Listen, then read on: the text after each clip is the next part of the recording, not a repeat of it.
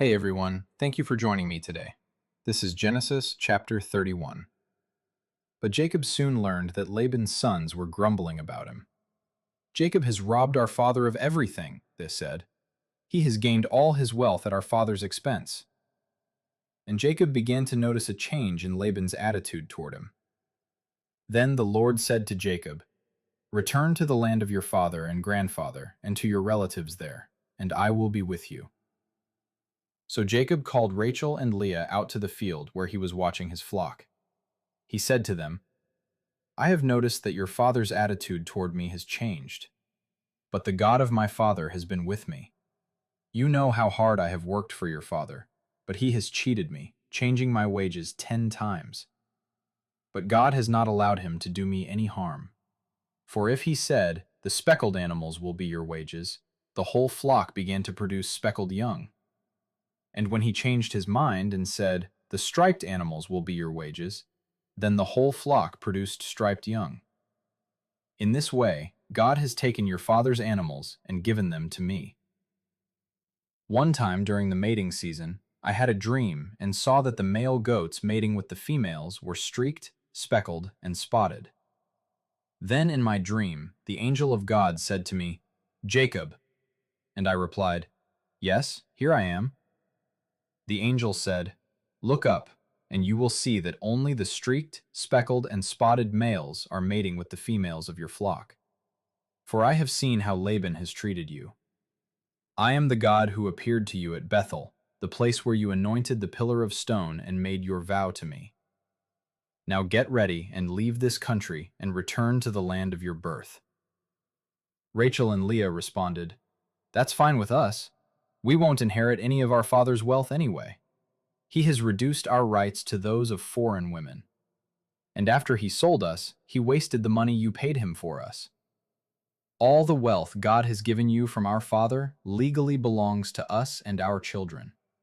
So go ahead and do whatever God has told you."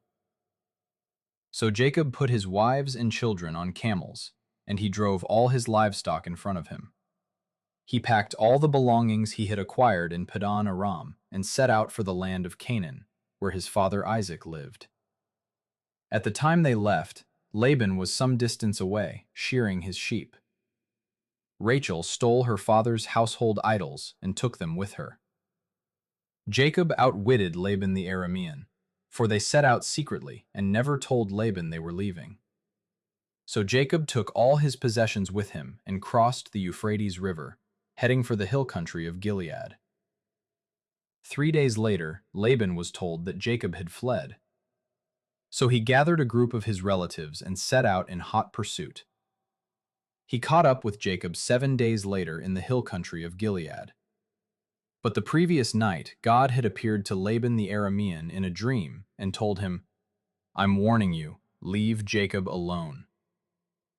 Laban caught up with Jacob as he was camped in the hill country of Gilead, and he set up his camp not far from Jacob's.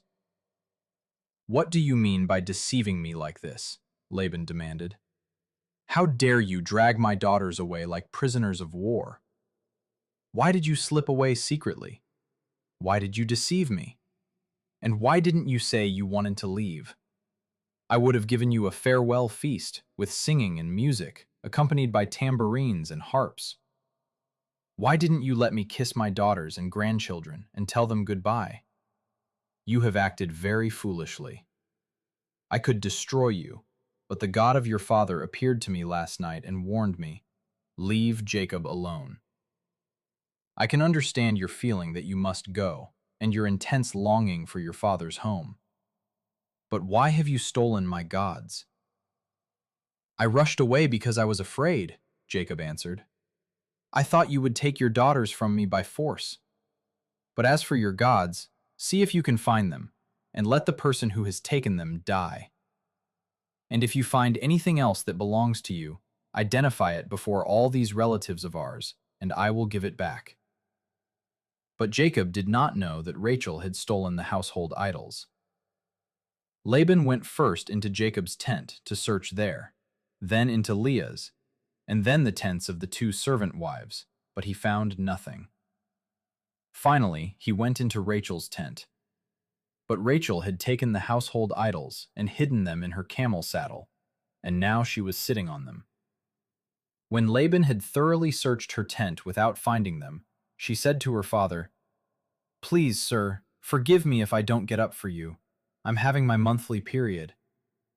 So Laban continued his search, but he could not find the household idols. Then Jacob became very angry, and he challenged Laban. "What's my crime?" he demanded. "What have I done wrong to make you chase after me as though I were a criminal? You have rummaged through everything I own. Now show me what you found that belongs to you. Set it out here in front of us, before our relatives, for all to see. Let them judge between us. For 20 years I have been with you, caring for your flocks. In all that time, your sheep and goats never miscarried. In all those years, I never used a single ram of yours for food. If any were attacked and killed by wild animals, I never showed you the carcass and asked you to reduce the count of your flock. No, I took the loss myself. You made me pay for every stolen animal, whether it was taken in broad daylight or in the dark of night. I worked for you through the scorching heat of the day and through cold and sleepless nights. Yes, for 20 years I slaved in your house. I worked for 14 years earning your 2 daughters, and then 6 more years for your flock. And you changed my wages 10 times. In fact, if the God of my father had not been on my side, the God of Abraham and the fearsome God of Isaac, you would have sent me away empty-handed. But God has seen your abuse and my hard work. That is why he appeared to you last night and rebuked you." Then Laban replied to Jacob, "These women are my daughters, these children are my grandchildren, and these flocks are my flocks. In fact, everything you see is mine. But what can I do now about my daughters and their children? So come, let's make a covenant, you and I, and it will be a witness to our commitment." So Jacob took a stone and set it up as a monument. Then he told his family members, "Gather some stones." So they gathered stones and piled them in a heap. Then Jacob and Laban sat down beside the pile of stones to eat a covenant meal. To commemorate the event, Laban called the place Jegar Sahadutha, which means witness pile in Aramaic, and Jacob called it Galid, which means witness pile in Hebrew. Then Laban declared, "This pile of stones will stand as a witness to remind us of the covenant we have made today." This explains why it was called Galid, witness pile. But it was also called Mizpah, which means watchtower, for Laban said, "May the Lord keep watch between us to make sure that we keep this covenant when we are out of each other's sight. If you mistreat my daughters, or if you marry other wives, God will see it even if no one else does. He is a witness to this covenant between us." "See this pile of stones," Laban continued, "and see this monument I have set between us. They stand between us as witnesses of our vows. I will never pass this pile of stones to harm you, and you must never pass these stones or this monument to harm me. I call on the God of our ancestors, the God of your grandfather Abraham, and the God of my grandfather Nahor, to serve as a judge between us." So Jacob took an oath before the fearsome God of his father Isaac to respect the boundary line. Then Jacob offered a sacrifice to God there on the mountain and invited everyone to a covenant feast.